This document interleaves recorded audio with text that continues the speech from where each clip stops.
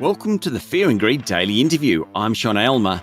We've talked a lot about cybersecurity on Fear and Greed and about the alarming number of individuals and businesses that have been the victims of cyber attack in Australia. But we haven't talked much about what happens to data when it's stolen, how it's used, how to get it back, and how much your details can sell for on the dark web. Lawrence Patrick is a cybersecurity expert with Australian company Zirilio and my guest this morning. Lawrence, welcome to Fear and Greed. Thank you very much. So let's start off, Lawrence. What is the dark web exactly? So the dark web is a part of the internet where hackers and cyber criminals hang out. If you could visualize, people doing illicit deals in shady dark alleys and, exchanging goods, that's a digital equivalent of the dark web. It is a collection of websites that are not accessible by regular people. You actually need special software tools to even be able to see these websites, but they do exist. And this is where people go to buy and sell stolen data, sometimes to buy and sell exploits that allow people to crack into software and use it for nefarious means. So the dark web is kind of where the hackers and cyber criminals hang out on the internet. Okay, so we often talk about the cost of business, ranging from the ransoms paid to get data back through to the cost of having all your IT frozen for days on end, etc. But you've got data from the other side of the equation or the other side of the transaction from the dark web, how much the stolen data is actually selling for. So can we go through some of those? I thought it was really, really fascinating. So medical records is the average asking price in 2022 for medical records is kind of $400 plus, which is actually very high at the very high end of the spectrum.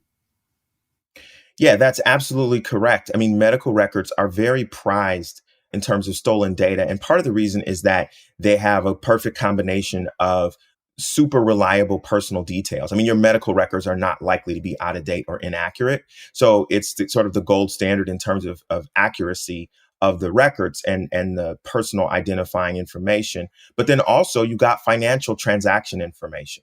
And because it's quite sensitive, it's very easy to launch a ransomware campaign once you have these types of medical records. But in terms of on the dark web and hackers buying and selling them, if you wanted to target an individual, having access to medical records is a very powerful way to target people. And this is part of the reason why it commands such a high price on the dark web.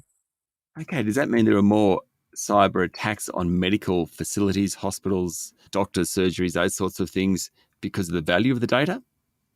Yeah, that's right. We have seen increased activity in Australia. The Australian Cybersecurity Center has actually issued an alert last year reminding hospitals and doctors' offices and healthcare facilities of all kinds that they are targeted by these hackers and that they have to take measures to, find outside partners, whether it's Zirilio or other companies, to try to help them strengthen their cyber defense because they really are big targets. And we've seen a wave of ransomware attacks going after that data in Australia. Unfortunately, there were even some hospitals that were shut down and unable to complete surgeries and unable to sort of move forward with their daily operations, which you can imagine is very scary for a hospital to actually lose operational focus because of a cyber attack. Now, I'm not going to go through them all, but sort of crypto accounts are worth about $120 to $550. It's quite a range. Driver's license says at $200. What I thought was interesting that credit card details with CVV, that's the security number on the back of the card, was only $40. Why is that? I would have thought that was a really good one for a criminal to have. Yeah, well, it's very interesting. And this is sort of part of the point that we want to make is that it's very counterintuitive. If you ask the average person on the street, their most valuable asset, they would probably think their wallet with their credit card, right? Or their bank card. They would say, well, that's where the money is. So obviously that's the thing that, that people would try to steal. But in fact, banks and credit card companies have actually done a pretty good job of making it easy to change those numbers. So the second you realize you've been compromised, or if your wallet physically gets stolen, it's fairly trivial, fairly easy to request a brand new number, to change that code, that 3-digit code on the back, and basically reset those details to make it essentially useless for charging up. Now, that's only if you realize it's gone, which is why they still do have some value. But those things are pretty easy to reset. Some credit cards now even will automatically expire that 3-digit code after a certain period of time. So the credit card companies and banks have gotten more sophisticated and stepped their game up a little bit around trying to help consumers with that type of fraud, but it does still exist, which is why they have some value. Okay. And then some of the social media accounts actually being able to access individual social media account has a higher value than that. Yeah, I mean, social media can be really powerful from the standpoint of creating disruption and chaos. People really value their social media presence. In particular, if you're able to get control of the social media account of a brand or a company, that could be quite valuable, and they would be willing to pay a lot to get access back to it. But in general, people live on social media. And Yep. so cyber criminals are smart. They go to where people spend their time and energy. And because people are just so fascinated and so enthralled by spending time on social media, it does get a disproportionate level of attack and has a lot of value. One of the things that people can do with social media is they can create more sophisticated targeting of other individuals. So, for example, the best way to target someone is to make them think that they're receiving an authentic message from someone they know. Yep. Most people will give you a lot of details and give you a lot of information if you impersonate someone that they know and they believe, they're talking to someone they know or someone who's trusted. So through social media, you can very easily, send a flurry of messages out and get very good responses. There's a gift card scam that people do where they ask you to, send them some money on a gift card. And this is one where social media account is very valuable because if you use someone's social media account, you say, hey, I'm stranded in this destination. I was traveling and I lost all my credit cards. Can you just send me some money? And you send that same message out to everybody on someone's Facebook friends list. You can imagine the kind of damage that gets done in a very short amount of time. Stay with me, Lawrence. We'll be back in a minute.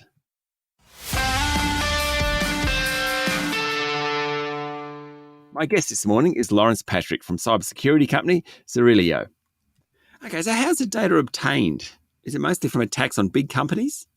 That's correct. One of the reasons why hackers are so interested in targeting these soft targets, such as hospitals and schools and universities, nonprofit organizations, social serving organizations, we really seen an increase in the targeting of all of these soft targets. They're not going after banks and credit card companies so much. They're going after targets that have more personal details because that's what they want. They want the personal data. So what they do is they use malware tools. So they use a special toolkit of software that is mostly automated that allows them to relentlessly attack the network of the organization until they can find a weak spot.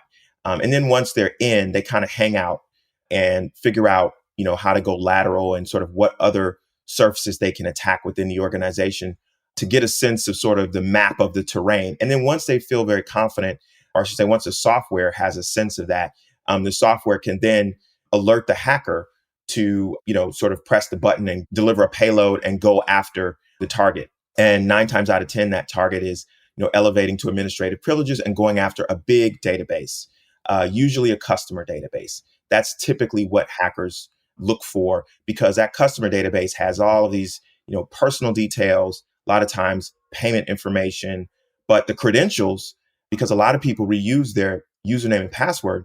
So it's sort of a double win if the hackers are successful, because in addition to getting that database, which they can then chop up and sell on the dark web for money, they also get a bunch of logins and passwords, which could be useful to attack other websites and other companies. So if you reuse your username and password and they stole your username and password from, say, a hospital, they can then go around to other websites and try that same combination to see if you've reused it. And if you have reused it, they may gain access to 5 or 6 other accounts that you have.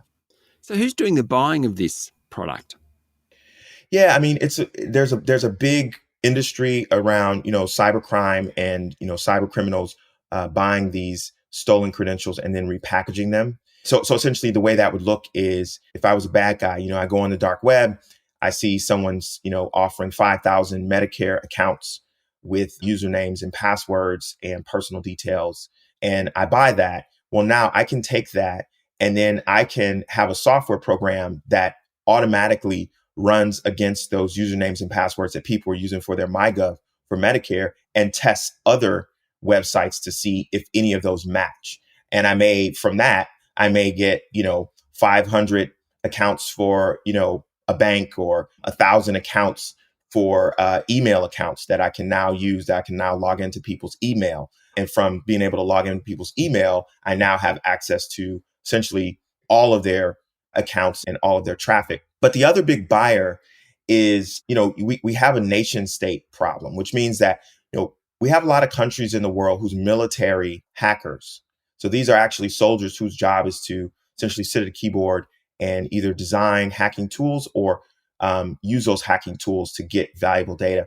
And so you have several nation states, North Korea, Iran, China, Russia are some of the big ones. And this is what they do 24/7. And so in a lot of cases, they're the ones who are actually doing the hacking. And they're also buying data. They're doing hacking. And at the same time, they're also buying. So they're sort of selling and buying at the same time, because what they're trying to do is they're trying to amass a more valuable and more accurate database on different countries. And that becomes very useful to them in the time of a conflict if they try to engage in cyber warfare. And so this is a pattern that we've seen. It's been very well documented by the United Nations. They put out a report last year pointing out that North Korea had stolen more than $400 million in cryptocurrency by breaking into people's individual crypto wallets and also building this database and buying these stolen data records to build a massive database of individuals around the world. So, we know this is a big problem, and this is part of the reason why the cybersecurity industry is really trying to come together to do something about it. It's almost modern day spies. It is, it's really interesting. In the spy movies, I think they always underestimated the power of technology. One of the interesting things about technology is that Moore's law, which essentially says that compute power doubles every 2 years, Moore's law is powerful. It applies equally to everything, including the bad guys. So in the James Bond movies, Mission Impossible and stuff, Ethan Hunt's got to break into like this secure facility in Langley, and he can't touch the floor, and it's like very dramatic and very visual. The reality is that the real attacks come from software and people using server farms. So it's very interesting, how different the reality is from the movies. So Ethan's not real. Is that what you're trying to tell me? He's real. He's just a nerdy hacker, probably wearing a hoodie, drinking Red Bull. Fair enough. Look, one of the services offered by Zirilio is penetration testing. And we've heard lots about penetration testing, though I don't think a lot of us quite understand what it is. It's kind of ethical hacking. It's like hacking for good guys or something. Yeah, that's exactly right. And that's one of the things that we do to help, organizations and businesses in Australia with penetration testing. It's something that a lot more organizations are realizing they need to do. And it's exactly what you said. We're the good guys, but we pretend to be the bad guys. And we take a look holistically at your system to see where the weaknesses are. And then we give you a really detailed report at all of the things you need to correct and fix and strengthen, to increase your cybersecurity maturity level and your security posture. It's really important, because how will you know where your weaknesses are unless you test it? You can't just go, I installed some software to protect me. Now I'm great. I don't have to worry. It doesn't quite work that way. You really do need to actively check it. And so, we have an amazing team of cybersecurity engineers. That's one of the things that makes our company stand out, I think, is we just have an amazing level of expertise and technical prowess. And so we're always, able to help our customers. And it's very collaborative, working with them to help find these problems and then come up with a plan for how we can correct it. Lawrence, thank you for talking to Fear and Greed. Thank you so much for having me on. I really enjoyed it. That was Lawrence Patrick from cybersecurity company Zirilio. This is the Fear and Greed Daily Interview. Join us every morning for the full episode of Fear and Greed, Australia's most popular business podcast. I'm Sean Aylmer. Enjoy your day.